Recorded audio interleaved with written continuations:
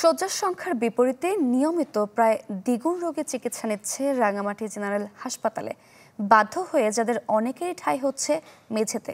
অথচ সংকট কাটাতে পাশেই হাসপাতালের নতুন ভবন নির্মিত হলেও চালু হয়নি। জিয়াউল হকের রিপোর্ট। পাহাড়ি জেলা রাঙ্গামাটির 10 উপজেলার 6.5 লাখ মানুষের চিকিৎসার একমাত্র ভরসা সরকারি জেনারেল হাসপাতাল। ফলে শহরতলি বা শত কিলোমিটার দুর্গম পথ পাড়ি দিয়ে সবাই ভিড় করে এই হাসপাতালে।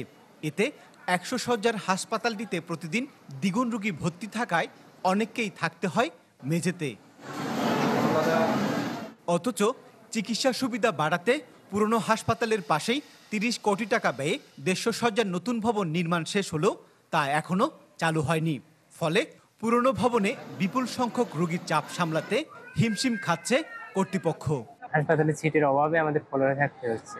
এখন এখানে থাকার অনেক অসুবিধা। এখানে রাস্তায় পাইছি সিট, তারপরে সিট সকালে নিয়ে আসছি, নিয়ে আসার পরে দেখি কোনো দানা খালি নেই সিট। এখানে ফ্লোরে দিলে খাবার দেয় না, সিটে উঠলে খাবার দেবে। এখন বালিশ পর্যন্ত নাই, তাহলে একটা সরকারি হাসপাতালে, একটা জেলা পর্যায়ে হাসপাতালে কি ধরনের সুবিধা পাচ্ছি আমরা?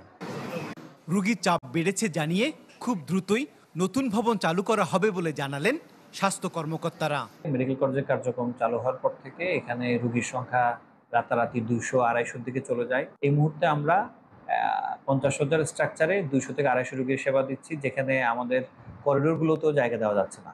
লোকবলের সংকট সেটা থাকবেই, ইনস্ট্রুমেন্টের সংকট সেটা থাকবেই। তারপরেও আমরা চেষ্টা করব যে আমাদের আন্তরিকতা দিয়ে কিভাবে জনগণের মাঝে এই সেবাটা দ্রুত চালু করা যায়।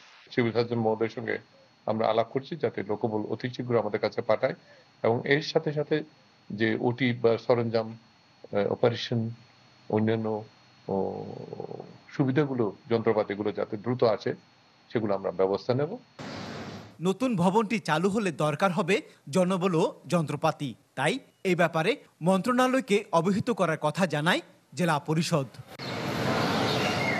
জিয়াউল হক, চ্যানেল 24, রাঙ্গামাটি।